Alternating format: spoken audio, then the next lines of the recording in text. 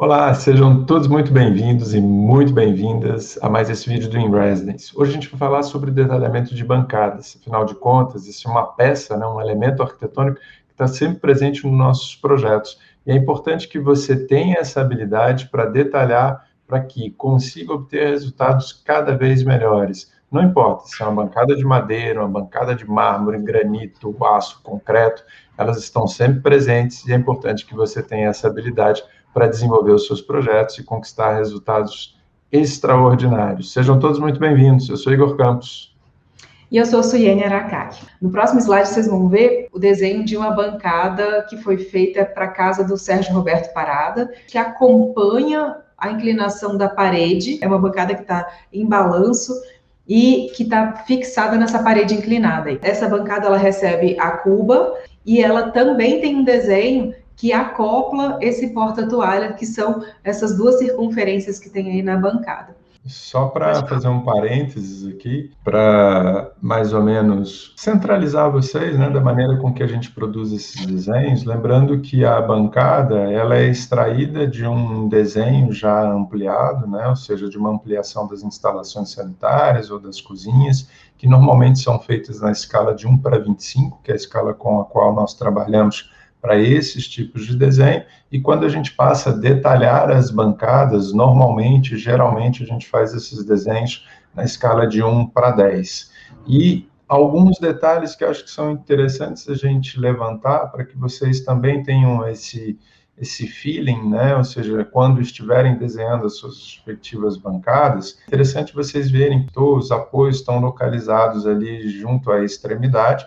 São duas fixações, é uma estrutura de aço auxiliar que a gente criou para poder receber tanto o tampo quanto a saia da bancada, né, que é colada no tampo, mas que estrutura também a bancada como um todo. E às vezes o feeling que eu estava me referindo é no sentido de quando vocês vierem a elaborar esses desenhos, fiquem atentos para produzir o desenho da bancada que vai, ou seja, para a marmoraria, e o desenho da serralheria, encaminhar para o serralheiro, como são dois profissionais distintos, é importante a gente ter esse reflexo para poder, de alguma maneira, facilitar a compreensão e, enfim, depois vincular a produção de cada um deles. Então, só esse pequeno parênteses para a gente poder seguir em nosso bate-papo. Por que a gente faz esse detalhamento, insistindo sempre com vocês nessa questão da solução construtiva? Primeiro, porque a gente tem que detalhar para contextualizar, né? Então, essa contextualização, ela também está relacionada a um alinhamento de linguagem do seu projeto, que nasce no partido arquitetônico, né? Que é aquela carona que você quer dar para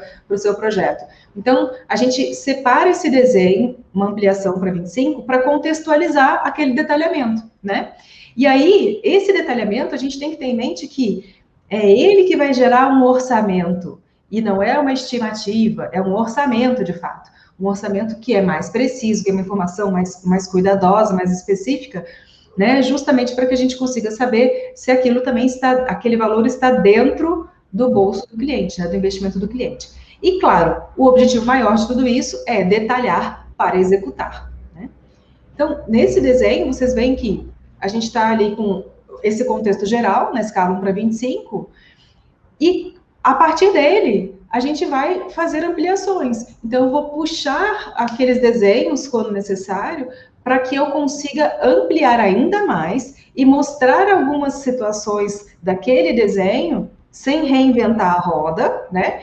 Mas eu vou puxar aquele desenho para eu mostrar em detalhe alguma informação mais minuciosa, tipo uma cota específica, um tipo de colagem específico ou um tipo de fixação específica, né, que a gente precisa fazer para que a gente dê as informações necessárias para o fornecedor, para que ele execute da maneira que a gente imaginou, que a gente planejou e que a gente planejou junto com o cliente também. Isso que é uma coisa importante. Deixa eu chamar a atenção para vocês para uma coisa que vai dar problema. Sempre dá. A gente tem que estar atento para poder resolver. É justamente, são os pontos, o ponto de esgoto, os pontos de energia. Então, fiquem muito atentos com relação a essa questão, quando vocês estiverem desenhando as bancadas e detalhando, para fazer essa compatibilização. Primeiro, com relação aos colegas que estão trabalhando com os projetos complementares, que vão locar especificamente, né, ou seja, os pontos em função do que você estabeleceu, tanto o hidrossanitário, né, quanto os pontos elétricos e tal, então fiquem muito atentos em relação a essa questão.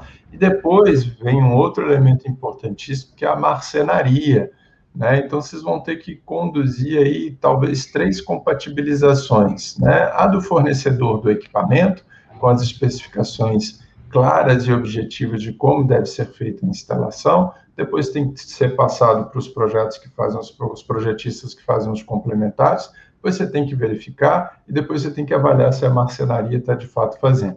Então, esse é um ponto que dá problema. Então, a gente está alertando para vocês ficarem atentos. Não é que vai dar, mas se você não ficar atento, provavelmente vai acontecer. E eu confesso a vocês que a gente não colocava as tomadas nas vistas, nessas vistas ampliadas, assim. E a gente passou a colocar justamente porque a gente teve problema, né? Porque a gente tinha uma planta de pontos, onde a gente informava as alturas, e tinha as vistas, sem essa informação de tomadas, por exemplo. E aí, muitas vezes quem estava executando não fazia essa junção dessas informações. Até porque o fornecedor, muitas vezes ele é fornecedor somente daquela área e não de outra. Então, para não ocorrer mais esse tipo de coisa, a gente passou a incluir os pontos de tomadas também nas vistas, né? Então, entra todo mundo, como a Polly também lembrou aqui, gás também entra, e tudo isso está relacionado com as orientações do fabricante, né, de equipamentos, que ele vai dizer quais são as distâncias, as necessidades, as ventilações dos equipamentos, enfim, tem uma série de coisas aí que a gente, de fato, tem que compatibilizar, porque somos nós que temos essa visão geral, essa visão do todo, do conjunto, né. E aí, passando para frente, né, ampliando esse desenho, como eu falei, a gente tem um contexto geral, e aí desse contexto geral a gente vai criando alguns detalhamentos. Então, nesse desenho do corte A, por exemplo, né, que está mais à direita, a gente vê daí tem uns quadradinhos que é exatamente a nossa chamada, o nosso desenho padrão de chamada de detalhamentos. Então, a gente circula aquele pedacinho ali e fala, olha, esse pedaço aqui a gente vai ampliar numa escala maior para a gente conseguir enxergar e dar as informações necessárias. Nesse caso, eram as colagens, né, uma colagem meio esquadrilha, e a pingadeira, que o armário é um pouquinho recuado, são coisas desse tipo. Se a gente estiver desenhando dentro dessa bancada, se for uma cuba esculpida, a gente também vai daí separar esse desenho, e aí vai desenhar essa cuba com todas as medidas, as colagens, as furações todas, e aí esse desenho, ele vai ser um desenho de marmoraria, específico de marmoraria, né? E aí ele vai só para aquele fornecedor. E como é que a gente faz isso, né? Esses detalhamentos? Primeiro, amplie até o ponto que você consiga enxergar aquela informação com clareza e dê as informações todas necessárias, né? De cotas, de fixações, até de textos mesmo, porque às vezes na escala 1 para 25 não cabe, não dá para colocar essa informação toda, e a gente nem enxerga mesmo, né? Defina todos os materiais, e aí as nossas legendas, elas são bastante completas, a gente coloca o material o mais especificado possível, para não haver nenhum tipo de dúvida, e claro, como o Igor falou, compatibilize. É imprescindível que você faça essa compatibilização. Quando a gente está nesse nível já de desenvolvimento do projeto, todas as peças, torneiras, equipamentos, cubas, enfim, tudo isso já foi definido e espera-se que, inclusive, já tenha sido eventualmente adquirido pelos proprietários e clientes, para que quando nós solicitarmos, né, ou seja, as peças em granito, em mármore, a gente possa compartilhar, entregar, né, ou seja, essas cubas, entregar todos esses equipamentos para que eles possam fazer os recortes com base já nessas peças que foram já definidas. Então, é importante que eles tenham isso, ou seja, na fábrica, para recortar sobre medida, para realmente não ter nenhum tipo de problema e a coisa vir da maneira correta, chegar até a obra já sem nenhum problema, sem nenhum percalço. Outro aspecto que eu acho que é importante a gente também ressaltar são as perfurações das torneiras, né, dos pontos específicos das bancadas. Fiquem muito atentos em relação às extremidades, né, perfurações muito próximas a cantos, né, ou seja, as aberturas para as cubas, vocês podem eventualmente trincar essas bancadas. Tem algumas recomendações que os próprios fabricantes, né, ou seja, eles orientam a gente para que a gente obtenha resultados bastante expressivos nesse sentido. Entre o cooktop e a cuba, tem uma torre de tomada, que está ali representada como TT, nessa planta baixa, tá vendo? É uma bolinha, uma circunferência azul, e tem uma legenda chamada TT. Essa torre de tomada na ilha, eu acho muito útil, sabe? Porque além dessas previsões já, claro, né, tem uma alvenaria aí atrás, né, que vai fazer a passagem dessas instalações, tanto de chegada quanto de saída, porém, eu acho útil a gente ter uma previsão de uma tomadinha aí também, para caso precise ligar mais alguma coisinha ali, né, um equipamento na cozinha, às vezes é um mixer que você está cozinhando e precisa bater alguma coisa ali do lado, você tem essa possibilidade de ligar ali. E a tomada de bancada, de mesa, né, eu acho ela muito útil porque ela é retrátil, né, então você aperta, ela levanta e depois você abaixa quando você não está utilizando, né. Outro aspecto interessante que a gente esqueceu de comentar é porque às vezes são coisas um pouco óbvias e às vezes a gente passa batido. Eu vi ali o desenho que você colocou, que ele está engastado na parede, né, a bancada entra ali em torno de uns 2 centímetros.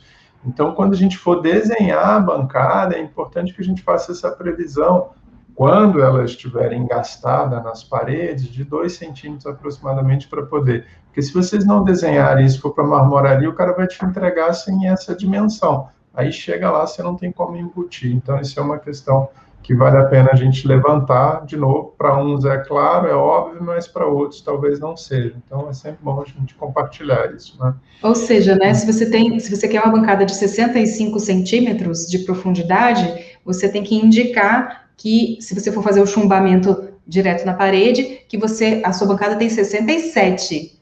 Senão, ela vai vir com 65, você vai ter que chumbar 2 na parede, vai perder 2 centímetros, vai ficar com 63.